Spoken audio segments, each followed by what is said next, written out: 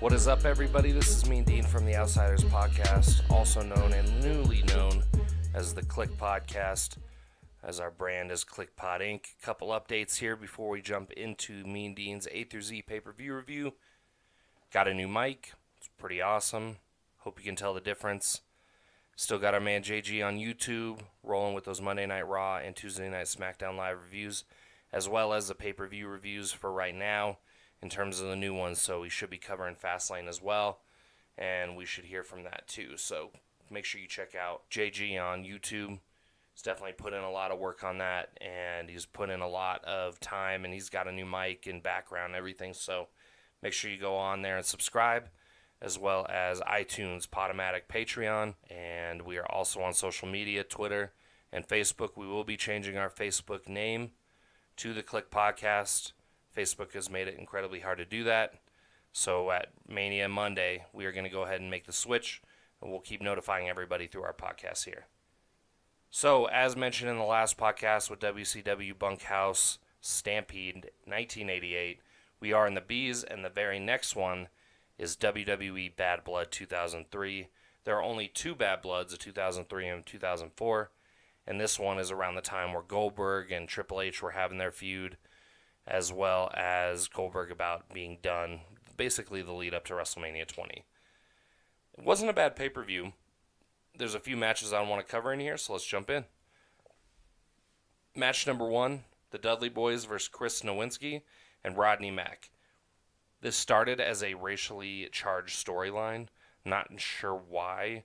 Chris Nowinski, for those of you who don't know who he is, he actually left WWE, sued them, and now he's a proprietor of concussion protocol in sports. No chair shots to the head, a lot more concussion testing, things like that. That's Chris Nowinski. That's who really came up with that whole procedure and process and making sure that people are still living strong lives after sports. Super throwaway as far as a wrestler, though. He was not very good. He was also wearing a baseball mask that was made out of, not a baseball mask, it was a basketball mask made out of metal. Not sure why. And Rodney Mack, again, another throwaway. They touted him as undefeated. And I can't tell you how many times I've heard of a wrestler coming in as undefeated. Didn't really make a lot of sense to me, because most of those people who have come in, with the exception of Asuka and Goldberg, have lasted, and the other ones haven't. So the ones that they're saying, oh, he's undefeated, we have undefeated Muhammad Hassan, we have undefeated Rodney Mack, well, they didn't last. Nowinski, though, again, pivotal in causing the no chair shots, head protection, wrestling, just like a normal wrestler, so this was pre-concussion Chris Nowinski. And this is about the time that the Dudley Boyz were about to split up, and you're going to have Father Bubba, or the other way around, it was Father Devon or something like that, and Bubba, I actually don't remember, he went on to do a quick singles thing, and it didn't really take off. It was a decent match. It wasn't terrible. The only thing is, it kind of already knew it was coming, especially if somebody's wearing a face mask made out of metal. Chris Nowinski would use it, which he did on Bubba Ray, and that was the match. Nowinski and Mack won. The only difference is this is about the time where they start to crack, because Nowinski's telling Devon that, hey, why do you always have to get the tables? Why is he always saying things like that? So that's something that I would keep an eye out on as well as we move forward. But I love all the flashbacks too, and by flashbacks I mean Sunday Night Heat flashbacks. And that's something I really wish they had on the WWE Network, because there are storylines that bleed into Sunday Night Heat that are for pay-per-views, and I really want to see what those are and kind of follow the structure that they had set prior to this. I get Thunder was basically a throwaway for WCW, so they're not having it on there. I totally get that. But Sunday Night Heat actually bled into the stories, so definitely want to see that. But that was really cool. It was a great way to build before the pay-per-view, and in my opinion, a much better platform than a pre-show. Next we have it was like some redneck challenge with Stone Cold and Eric Bischoff, and this is about the time where Stone Cold and Eric Bischoff were GMs together, co-GMs. And Terry Reynolds is an interviewer in the back. She's really hosting the whole thing. She's terrible at it, really. She's really terrible at it. But essentially the first contest for the Redneck Challenge was a burping contest between Bischoff and Stone Cold. It was pretty cheesy and stupid. It was kind of funny. It was entertaining for sure. I mean, the thing is they had a burping contest where the burps were fake. They were played over a mic into the arena. So that was kind of stupid. But anyway, Stone Cold ended up winning the first challenge, moving on to the next match. Now this one was Test versus Scott Steiner for the services of Stacy Keibler. And one of my only notes is she's the only woman to lock up Clooney. So there you go. That's what you know. And right off the bat, Scott Steiner, and I know Scott Steiner's very athletic. At least at that time he was, or he was starting to hit his twilight, whatever that may be for Scott Steiner. But he got on the ring apron, tried to jump off and hit Test. And while Test was basically following Stacy Keibler, he totally botched it. Just landed on his belly on the outside. It was really funny. And there's just some really stiff shots and sloppy technique. And Scott, I don't know what was up with Scott. He could barely pull Test over. I know Test was a big guy as well. But he tried to do a belly-to-belly, almost dropped Test on his head. So that was pretty crazy. Scotty even hit the Scorpion Death Drop, which was kind of cool too. So that's one thing you get with Scott Steiner matches. They're just unpredictable. So whether it was a botch or not, it was actually a pretty good match. Winner, Scott Steiner. Got the services of Stacy Keibler, made her bend over a bunch for the crowd. That is around that time frame that they did that all the time. So basically, the next Redneck Challenge is a pie eating contest, and Stone Cold makes it very clear that it's basically a pussy eating contest. And that's it. I mean, it's weird. And he said, I have flavors of pie, and Bischoff takes him back, and there's just a bunch of women back there, and then Stone Cold naturally says, if you're going to go first, I'm going to pick the pie for you, which we already know, without even having to go back and watch it, that this is not going to go well for Bischoff. So then they cut back to the ring. Match 3, Christian versus Booker T for the IC title. Intercontinental title at this time still had a little bit of prestige. Christian won it by cheating, basically. He had a really good heel run at that time, and this was actually the matter of time where he cut his hair down to being short for the first time, so a lot of people were kind of weirded out by that. This match was really good. It's probably match of the night in terms of a great technical match. It was super crisp on both sides. Both Booker and Christian were on that night. And, you know, Christian attempts to get counted out, but the ref says he'll forfeit the title. So he runs back in and basically hits Book with the title to get disqualified, which, again, is a great story based off of their rivalry. And, again, I didn't have to go back and look at their rivalry because their match told the story. Winner's Book by disqualification. Strap still stays on Christian. And now we are moving on to the pie eating contest for the Redneck Challenge, hosted by nobody else but Jerry the King Lawler.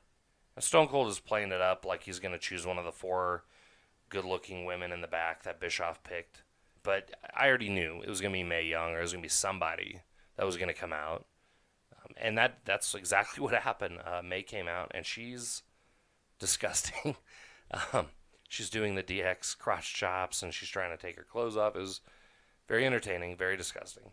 Bischoff ends up kissing her, and he's like, all right, I did it, top that. And Stone Cold's like, no, it's a pie eating contest. So Bischoff gets down on the corner, and Mae Young does the world's nastiest Bronco Buster ever. I mean, it was on his chin. It was disgusting.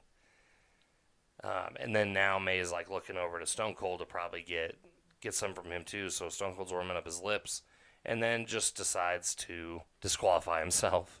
So it's now 1-1 between the two.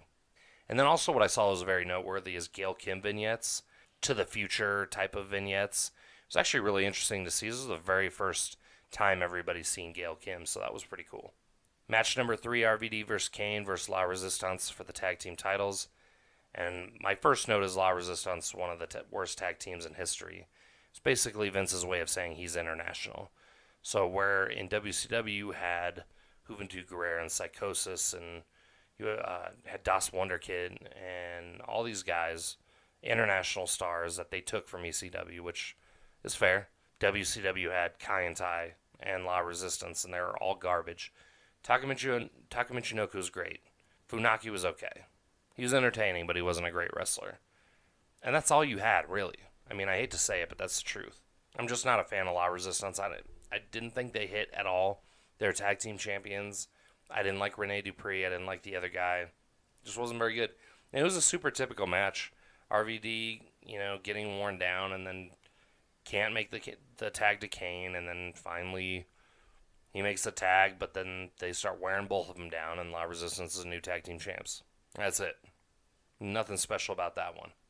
Match number 4, this is a built match, Jericho versus Goldberg. Now, Jericho is basically doing the whole, I got here first, I don't want you here, I think you have a big ego, yada, yada, yada. This match was okay. It should have been better from the build, though, in my opinion. Goldberg immediately spears himself through a barricade trying to hit Jericho and screws up his arm. Sells most of the time, but doesn't always sell. Goldberg, right? And Goldberg's slow, not getting used to the pace of the time in the ring. They probably had a 12-minute match, and Goldberg I could just tell. He wasn't feeling it. He's not good at 12-minute matches. And there's just there's also a lot of near falls as well. So, it was okay. Like I said, it wasn't terrible. It wasn't great. Goldberg got the win, and that was, I believe, the end of that rivalry. Match number 5, which also could potentially be match of the night, would be Shawn Michaels versus Ric Flair. Now, the build-up was that Triple H was in Evolution with Ric Flair, basically telling Flair that he has to prove his mettle, fight Triple H. Shawn Michaels shows up for emotional support.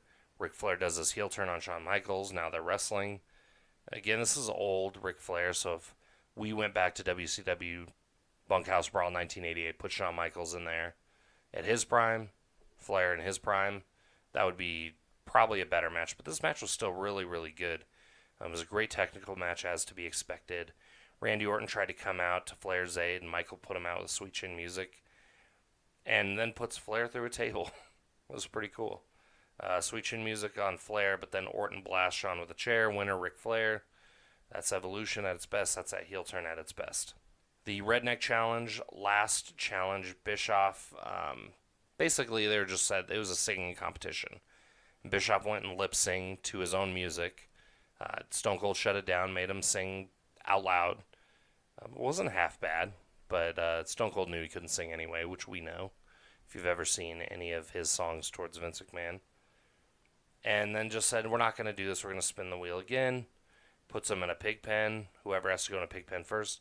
At this time, the stage was raised up, I don't know, probably like 14 feet. And today's world, it's only raised up about 6 feet maybe.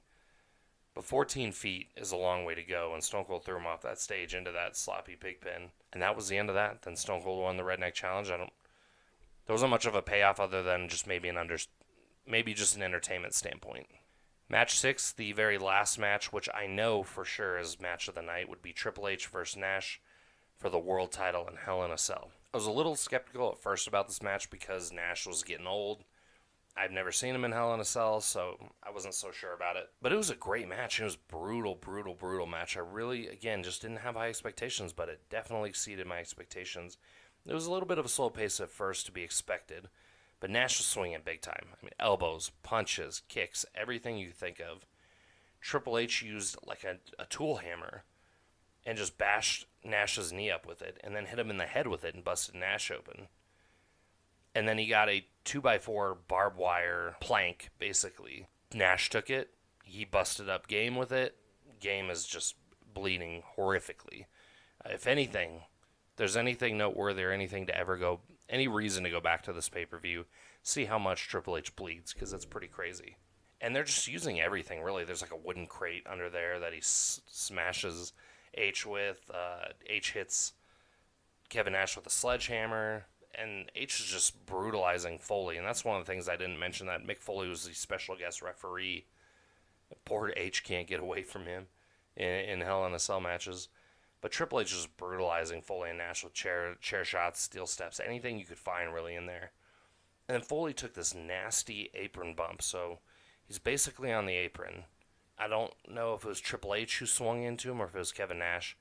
But then he jumped off the apron backwards into the cage. It looked rough. It looked worse than Tim White's. And then a jackknife to Triple H, but a bloody Foley just can't get in there and count 3. Triple H ends up getting the dub. Triple H still World Heavyweight Champion. And that is WWE Bad Blood 2003. Again, don't forget, we are on Podomatic. We are on Patreon. We are on iTunes. We are on YouTube. Don't miss out on JG's Monday night, Tuesday night reviews. He'll also be doing some wrestler bios. The next pay-per-views coming out will be WWE Bragging Rights 2009, WCW Bash at the Beach 1994, WCW Battle Bowl, and WWE Backlash 99. So those are the next ones in line. April 8th, WrestleMania, live pre-show, noon, Mountain Standard Time on YouTube. TOP is going to be together again. We're also going to do an NXT run on there as well. It's going to be a great show. It's going to be a 2 to 4 hour show, depending on how much content we want to get out there. We want you guys to be there. And then, of course, Mania Monday, we are switching our Facebook page to the Kliq Podcast, coming out with new logos, new videos. We're definitely going to catch some fire here. So after that, we will no longer be known as the Outsiders Podcast, but we're still going to hold on to that name because that is a sweet name. All right, everybody, this is Mean Dean for Mean Dean's A-Z pay-per-view review. I'm out.